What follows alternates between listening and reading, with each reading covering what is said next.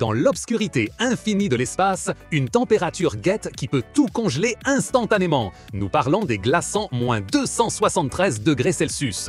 Ce chiffre représente un froid qui défie notre imagination, une absence presque totale de chaleur. Mais la question est, comment un endroit qui est presque un vide peut-il refroidir les choses si vite, au point de les congeler en seulement quelques secondes?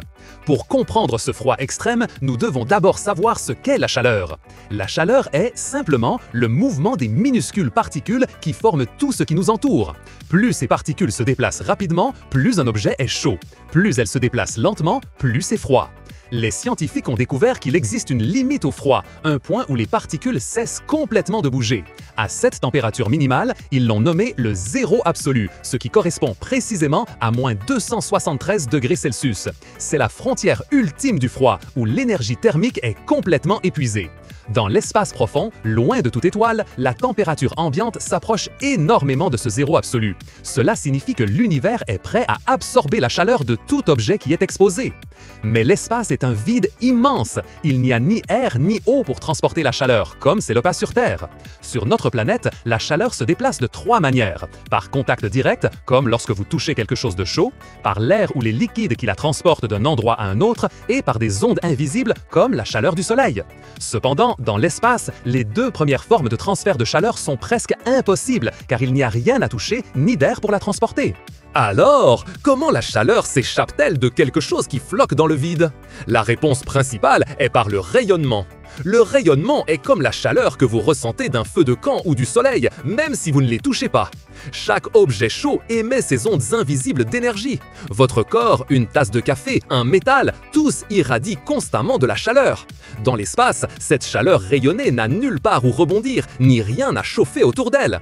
Elle se perd directement dans l'immense vide cosmique, qui est une sorte de puits géant de chaleur. L'espace absorbe ces ondes d'énergie sans cesse, dérobant la chaleur de tout ce qui y est exposé.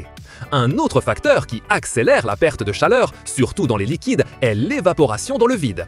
S'il y a de l'eau dans l'espace, le vide la fait bouillir sans qu'elle soit chaude, la transformant en gaz et emportant avec elle une grande quantité de chaleur. C'est cette combinaison de rayonnement constant et d'évaporation rapide qui permet au froid de l'espace d'agir avec une rapidité étonnante. C'est difficile à imaginer, n'est-ce pas, que quelque chose bouille à cause du froid? Dis-nous ce qui t'a le plus surpris jusqu'à présent dans les commentaires. Si un verre d'eau était soudainement exposé au vide de l'espace, les effets seraient presque immédiats. Premièrement, le vide ferait bouillir l'eau instantanément, la faisant bouillonner furieusement. Une partie de celle-ci se transformerait rapidement en vapeur qui s'échapperait dans l'espace, emportant avec elle beaucoup d'énergie thermique. En même temps, l'eau restante qui n'a pas bouilli gèlerait à une vitesse incroyable, formant de la glace solide et très cassante. Tout ce processus de bouillir et de geler en même temps se produirait en l'espace de quelques secondes.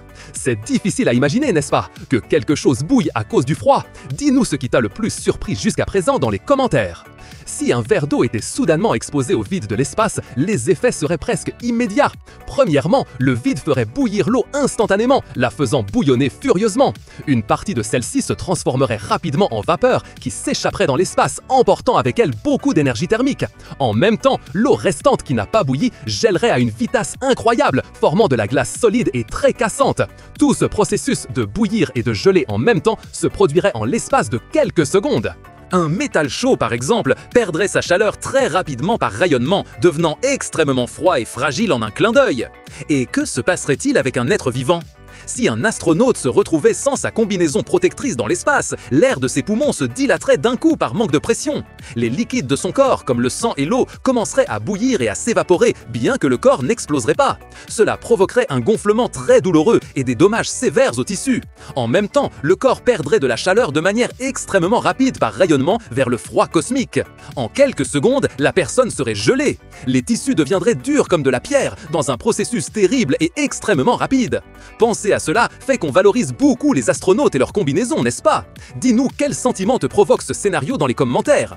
Pour se protéger de ce froid mortel, les astronautes utilisent des combinaisons spatiales très avancées. Ces combinaisons sont conçues avec de nombreuses couches de matériaux isolants spéciaux qui piègent la chaleur du corps à l'intérieur. Elles sont comme une couverture géante de haute technologie qui empêche la chaleur de s'échapper dans le vide.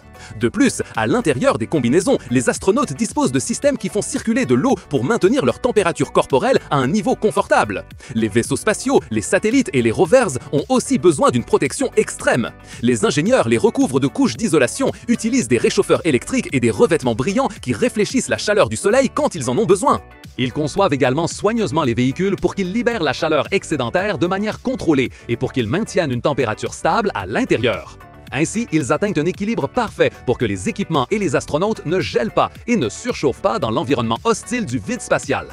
En résumé, l'espace gèle tout en quelques secondes pour une raison très claire. Le zéro absolu de moins 273 degrés Celsius est la limite du froid, un aspirateur d'énergie sans égal.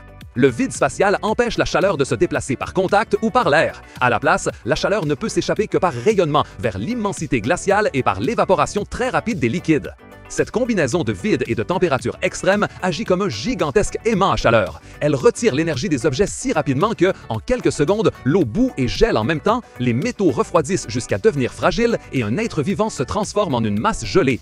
C'est une danse létale entre l'absence de matière et le manque quasi total de chaleur, une force implacable que l'univers nous montre dans son état le plus pur.